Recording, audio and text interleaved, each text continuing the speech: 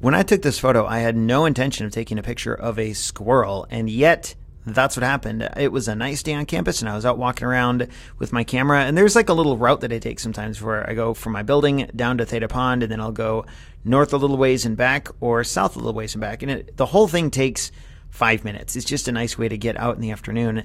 And I think I was taking pictures of some of the cypress trees when I saw this little squirrel sitting on a stump. They call it a cypress knee. It's actually part of the tree root system that grows up from the ground like that.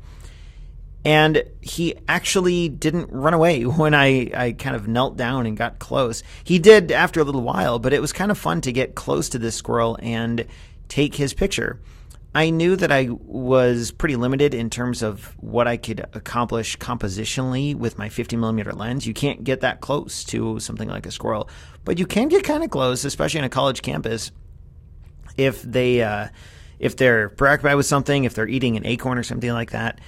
And it's actually kind of on a side note, if you would like to try and get some wildlife photos, I would recommend going to a campus, a college campus in your town or a nearby town, because the animals there are so much more acclimated to humans that you'll have a pretty good chance of running into a squirrel or goose or something like that that you might not normally see. Anyway, I saw this little guy sitting there, and I kind of instinctively scrolled the front command dial on my camera all the way to the left, which opens the aperture up as wide as it'll go.